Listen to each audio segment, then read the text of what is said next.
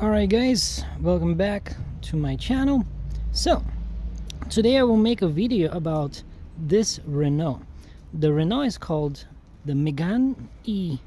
So it's an electric car and we rented it by the company Travel by Electric. This is a electric vehicle renting company in Bulgaria. Let's talk about the Megane.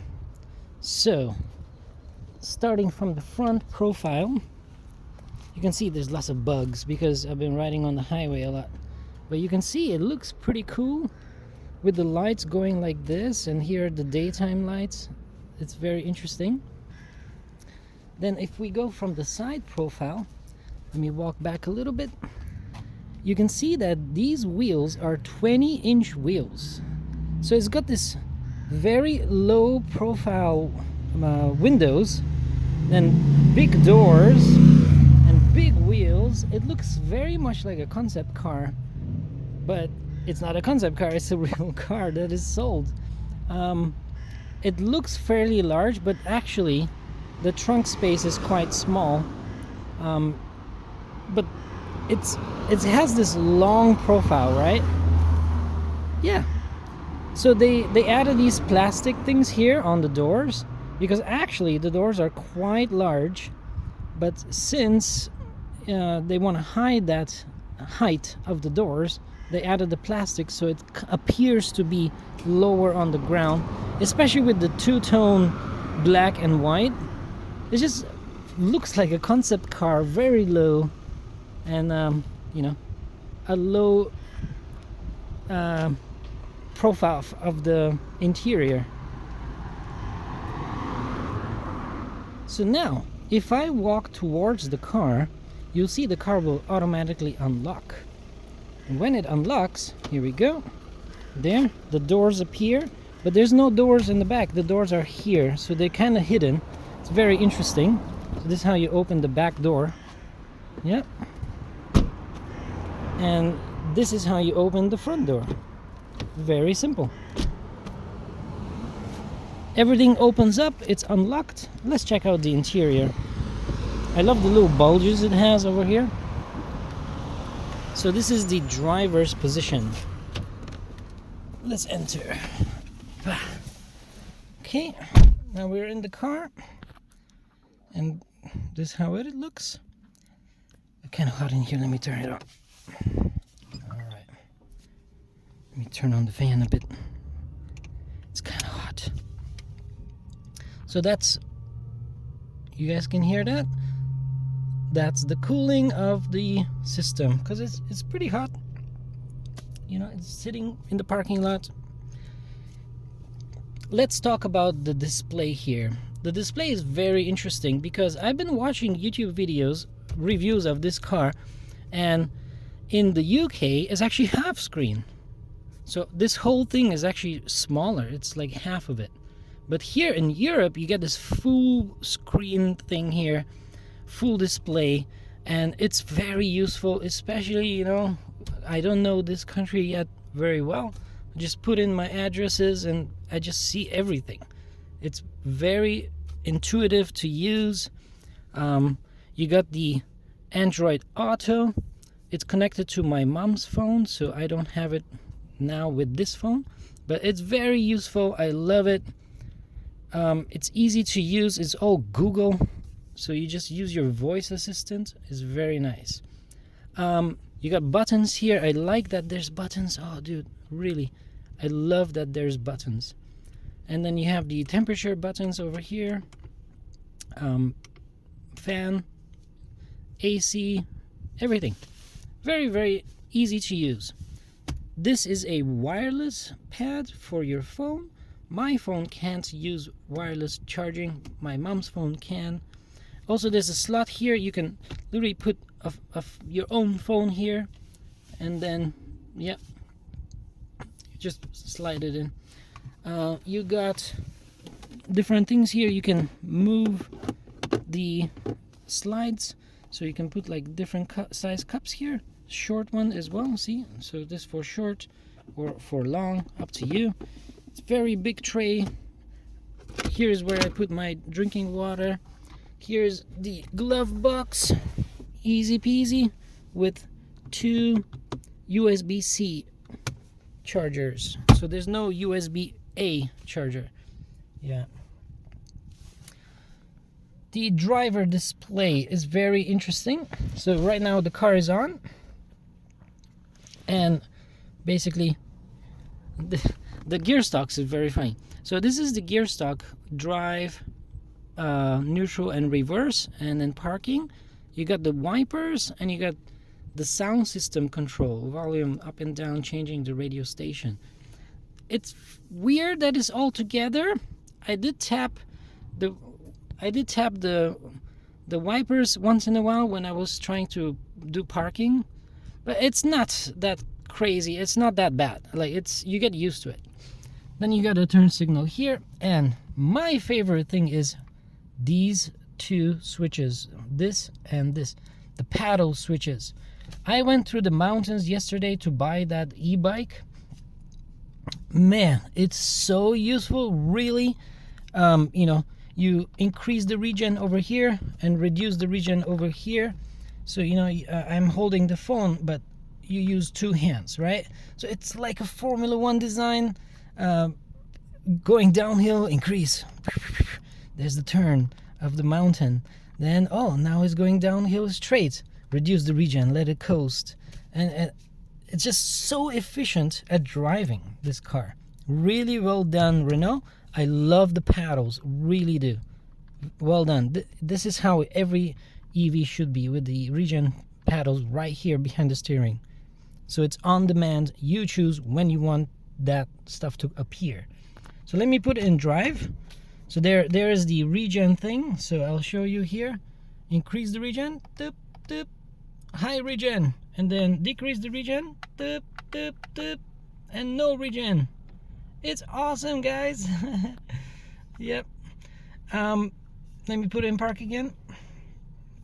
Then we have a view of the display.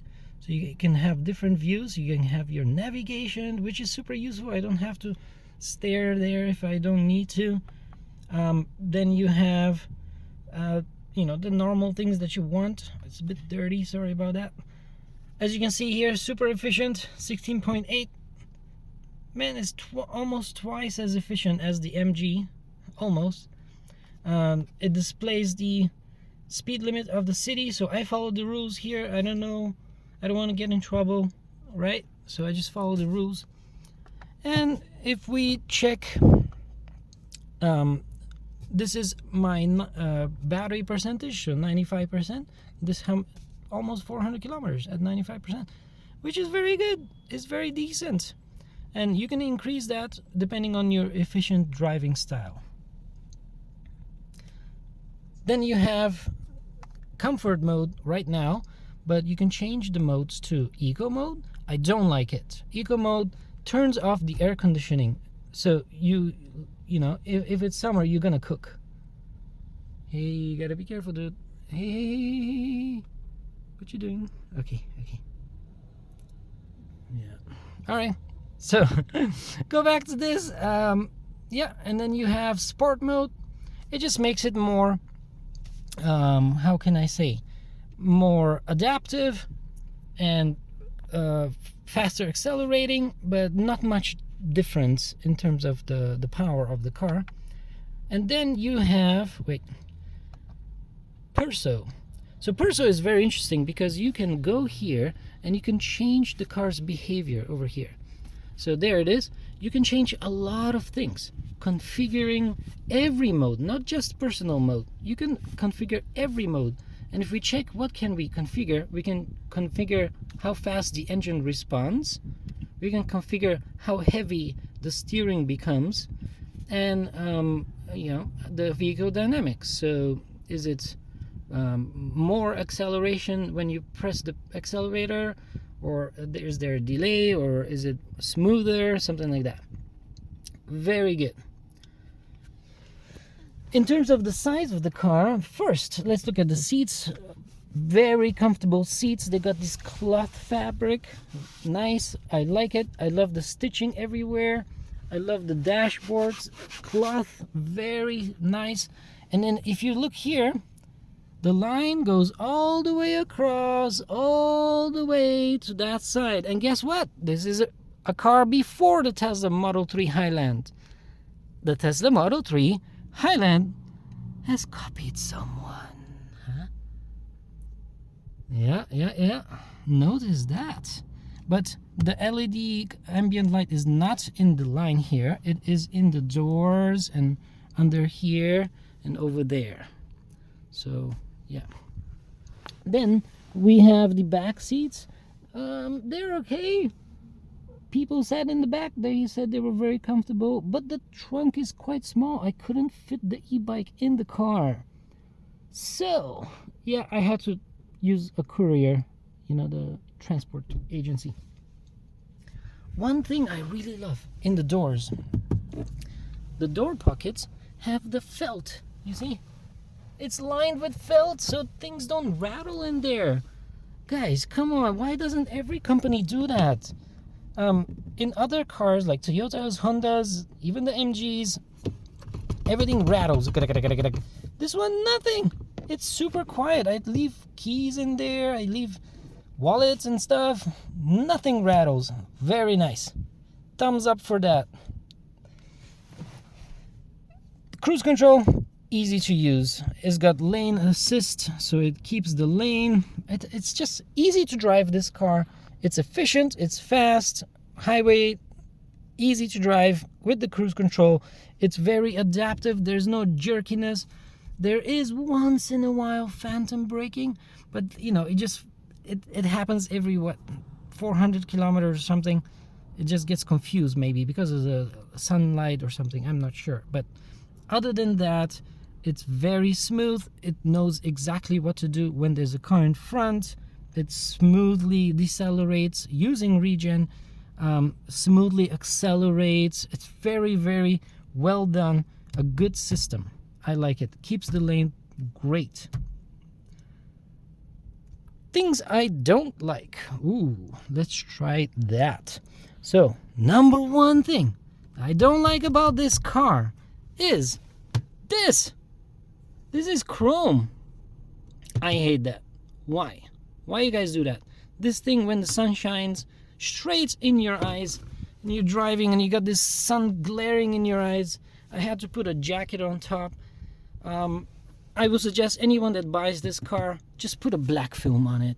Just tape that thing away, or try to find the car without the chrome. The door chromes are fine. Nothing shines at you in your eyes, but this is the worst thing I've ever seen, and a lot of companies do this. I hate it.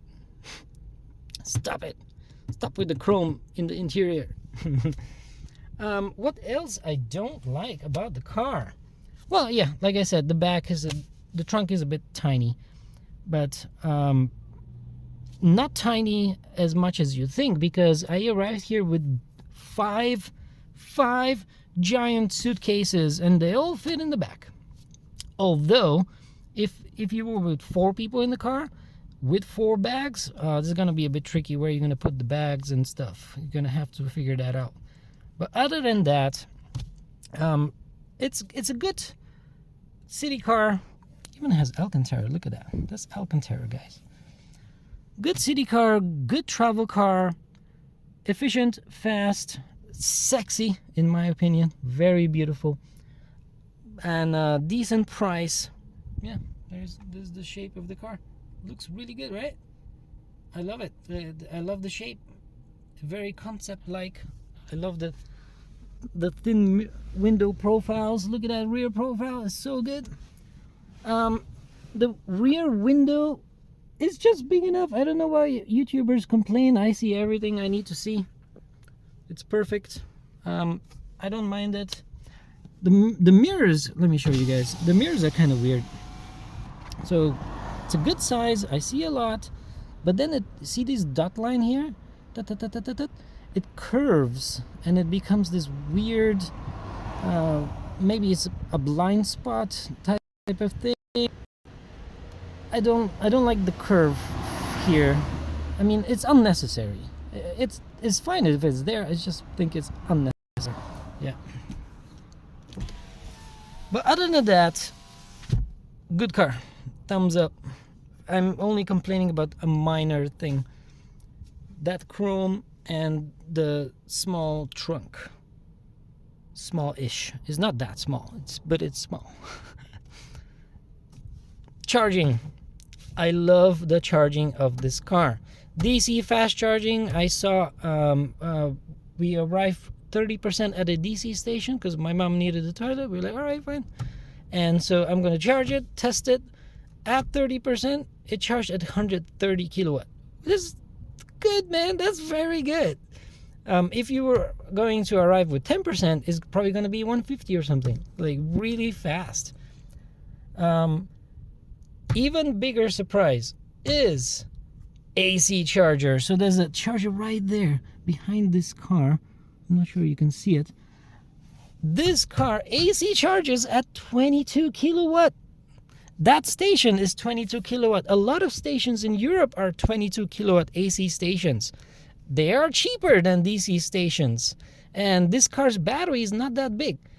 Last night, I arrived with 7%. Here's a picture of that.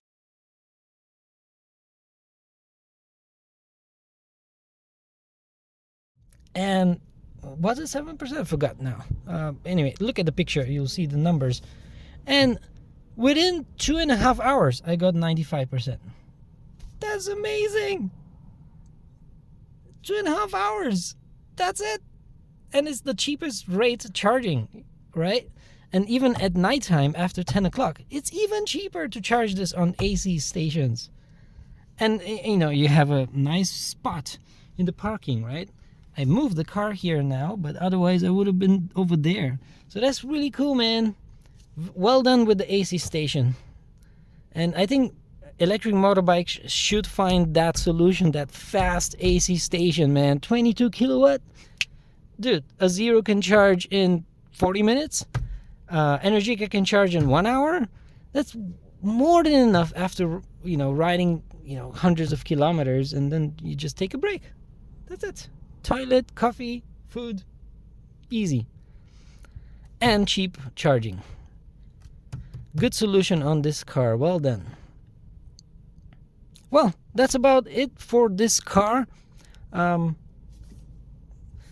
know, you can Google online some pictures of it. I can't show you the back because like there's the bush right there in the parking, so it's kind of hard to show you. But this is the back of the car. Let me just show you.